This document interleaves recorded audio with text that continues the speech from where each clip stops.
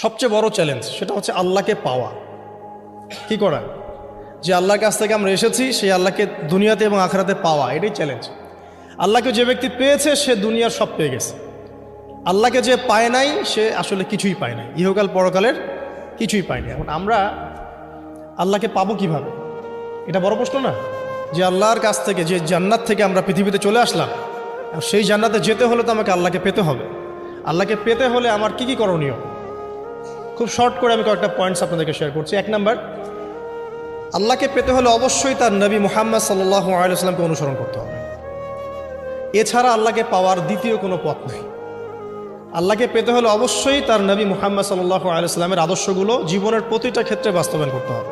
চলাফেরা, ওঠা বসা, খাওয়া দাওয়া, ইস্তেঞ্জা করা, মুআমালাত, ব্যবসা বাণিজ্য, অর্থনীতি, সমাজ, রাষ্ট্র, সব ক্ষেত্রে আপনাকে মুহাম্মদ সাল্লাল্লাহু আলাইহি ওয়াসাল্লামের তরিকা, আদর্শটাকে ফলো করতে হবে। তাহলে আপনি আল্লাহকে পাবেন ইনশাআল্লাহ। যে ব্যক্তি আল্লাহকে পেয়েছে সে দুনিয়াও পেয়েছে, আখিরাতও পেয়েছে। যে আল্লাহকে পায় নাই, দুনিয়াও বরবাদ, আখিরাতও বরবাদ। 1 নাম্বার তাহলে কি কাজ? আল্লাহ পাকের সর্বশেষ নবী মুহাম্মদ সাল্লাল্লাহু আলাইহি ওয়াসাল্লামকে অনুসরণ করা, তার আদর্শ মেনে চলা, 1 নাম্বার। 2 নাম্বার হচ্ছে 5 ওয়াক্ত নামাজ। আল্লাহকে পেতে হলে নামাজ লাগবে। নামাজ নাই, আল্লাহ নাই। ওয়াস্তাঈনু বিস-সাবরি ওয়াস-সালাহ, তোমরা সবর এবং সালাতের মধ্য দিয়ে আল্লাহর সাহায্য প্রার্থনা করো। আমরা এই জন্যই নামাজে বলি ইয়াকা না'বুদু ওয়া ইয়াকা নাস্তাঈন, আমরা শুধু আপনারই ইবাদত করি এবং আপনার কাছেই সাহায্য প্রার্থনা করি। আল্লাহকে পেতে হলে নামাজের কোনো বিকল্প নাই। যে ব্যক্তি নামাজ পড়ে না, আল্লাহর সাথে তার কোনো সম্পর্ক নেই, নো কানেকশন। আপনি যে কোনো কিছু চাচ্ছেন, সেজদায় পড়ে আল্লাহর সামনে আত্মসমর্পণ করেই চাইতে হবে। ওয়াসজুদ ওয়াক্তারিব, আল্লাহ পাক কি বলেছেন? সেজদা করো, নিকটবর্তী হও। তো ব্যাখ্যা অনেক করা যায়। নামাজ না পড়লে কিন্তু মানুষ কুফরিতে লিপ্ত হয়। যে ব্যক্তি মান তারাকা সালাতান মুতাআম্মিদান ফাকাদ কাফারা, যে ব্যক্তি সালাতকে অস্বীকার করে, ফরজ নামাজকে অস্বীকার করে, সে ব্যক্তি কিন্তু কুফরিতে চলে যায়। ঠিক আছে? তারপরে বাইনা রাজুলি ওয়া বাইনা শিরকি ওয়াল কুফরি তারকুস সালাহ, একজন মুমিন বান্দা এবং অমুসলিমদের মধ্যে পার্থক্যই নামাজ। নামাজের বিষয়ে অনেক কথা আমি আগেও বলেছি, আপনারা শুনেছেন, অন্য আলেমদের কাছেও শুনেছেন। এক বাক্যে নামাজ না পড়লে ইসলামের রশিটা কেটে যাবে। মুআয বিন জাবালকে নবী সাল্লাল্লাহু আলাইহি ওয়াসাল্লাম বলেছেন যে যদি মান তারাকা সালাতান মুতাআম্মিদান, কেউ যদি সালাতকে ইচ্ছা করে ছেড়ে দেয়, ফাকাদ বারিআত মিন জিম্মাতিল্লাহ, সে ব্যক্তি আল্লাহর জিম্মেদারি থেকে মুক্ত হয়ে যাবে। তার উপর আল্লাহর কোনো জিম্মাদারি নেই, আল্লাহর নিরাপত্তা, জিম্মাদারি থেকে সে মুক্ত। তো 5 ওয়াক্ত নামাজ আল্লাহ পাক আমাদের সবাইকে জামাতের সাথে পড়ার তৌফিক দান করুন।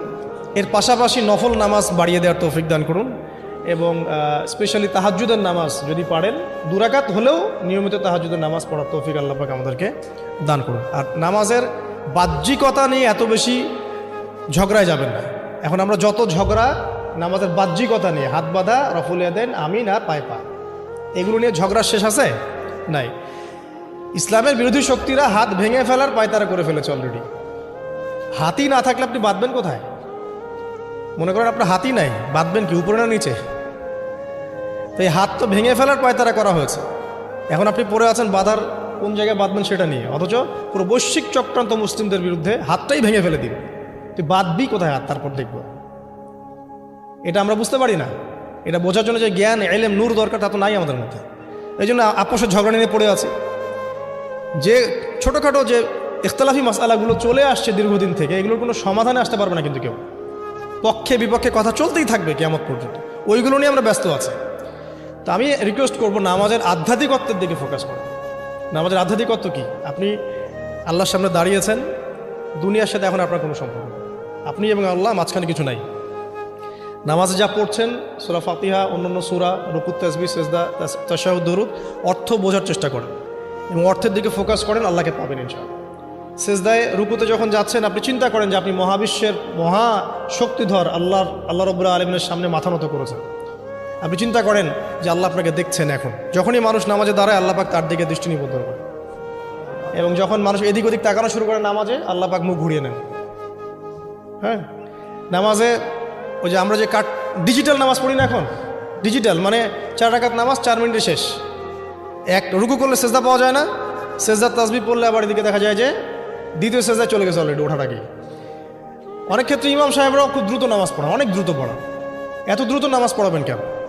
নামাজ জামাতে পড়লে সংক্ষিপ্ত করতে বলা হয়েছে, কিন্তু এত দ্রুত তো পড়তে বলা হয়নি।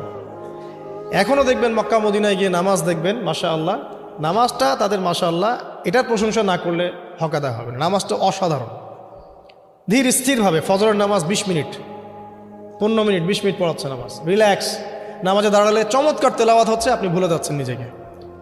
তেলাওয়াত হবে চমৎকার, এবং সবচেয়ে ভালো যিনি তেলাওয়াত করতে পারেন তাকে নামাজে দিতে হবে। রিল্যাক্সে নামাজ পড়বে।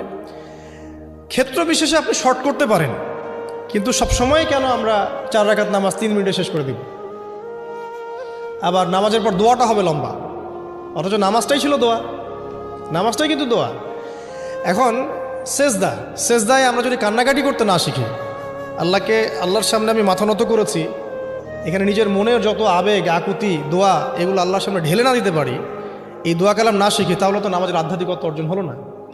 সাহাবীরা কেমন করে নামাজ পড়তেন যে নামাজ পড়ার পরেও তাদের গা থেকে তীর বের করা যায়? কিভাবে তারা নামাজ পড়তেন? তাহলে নবী সাল্লাল্লাহু আলাইহি ওয়াসাল্লাম কিভাবে নামাজ পড়তেন যে নামাজ পড়ার ফলে তার পা মোবারক ফুলে যেত? 1 রাকাতে তিনি 4 পারা কোরআন তেলাওয়াত করতে পারলেন কিভাবে? তো তাদের নামাজ আর আমাদের নামাজ, আল্লাহ রাব্বুল আলামিন তার রাসূলের মাধ্যমে একটা হাদিসে জানিয়েছেন যে এমনও অনেক নামাজি আছে, নাউযুবিল্লাহ, আল্লাহ পাক আমাদেরকে তাদের অন্তর্ভুক্ত না করুন, যে নামাজ পড়ার পরে আল্লাহ রাব্বুল আলামিন এই নামাজটাকে ওই নামাজের মুখের উপর নিক্ষেপ করে দেয়, তোমার নামাজের আমার কোনো দরকার নেই। আল্লাহ পাক আমাদেরকে হেফাজত করুন। ধীর স্থিরভাবে পড়েন, রিল্যাক্সে, তাড়াহুড়োর কিচ্ছু নাই। ওয়ামা খালাকতুল জিন্না ওয়াল ইনসা ইল্লা লিয়াবুদুন, শুধুমাত্র আল্লাহর ইবাদত করার জন্যই তো পৃথিবীতে এসেছে। হোক না দোকানটা 5টা মিনিট পরে খুললে কি হবে? হ্যাঁ, জমিতে যান, জমিতে আধা ঘন্টা পরে গেলে কি হবে? যে আল্লাহ পাক আপনাকে বাঁচিয়ে রাখতে পারেন, সে আল্লাহ পাক আল্লাহর পথে সময় দিলে আপনাকে অফুরন্ত রিজিকও তো দিতে পারেন না? আপনি আল্লাহর হয়ে যান, বাকি সব আল্লাহ আপনার দায়িত্ব নিয়ে নেবেন। ইনশাআল্লাহ আপনি নিজে আল্লাহর হয়ে যান, আপনার সব কিছু দায়িত্বকে নিয়ে নেবে, আল্লাহ নিয়ে নেবে। আল্লাহ পাক আমাদেরকে ধীর স্থিরভাবে আধ্যাত্মিকত্ব অর্জন করে নামাজ পড়ার তৌফিক দান করুন। তো দেখুন, আল্লাহকে পাওয়ার সবচেয়ে সেরা মাধ্যম কি? নামাজ। তার আগে বলেছি নবী সাল্লাল্লাহু আলাইহি ওয়াসাল্লামের অনুসরণ। আল্লাহকে পাওয়ার তৃতীয় একটা মাধ্যম বলে দিই আমি, সওম বা রোজা রাখা। অল্প সময় ঘুরিয়ে নিচ্ছি, সওম বা রোজা রাখা। রোজা কেন আল্লাহকে পাওয়ার মাধ্যম জানেন? কারণ রোজা রাখা অবস্থায় আমরা কিন্তু গোপনে পানাহার করি না, করি? আমরা রোজা রেখেছি, গোপনে কিন্তু পানি খেতে পারি, কেউ দেখবে না। গোসল করছেন, আপনি পানি খেতে পারেন, কেউ দেখবে না। লুকিয়ে লুকিয়ে আপনি কিন্তু খাবার খেতে পারেন, কেউ দেখবে না, বাসায় কেউ নাই দেখার, কিন্তু আপনি খান না। আপনি সবর করেন, সহ্য করেন, একদম সূর্যাস্তের সময় গিয়ে আপনি ইফতার করেন। এই যে কাজটা আপনি কেন করেন? কারণ আপনি ফিল করেন যে আল্লাহ আপনাকে দেখছেন।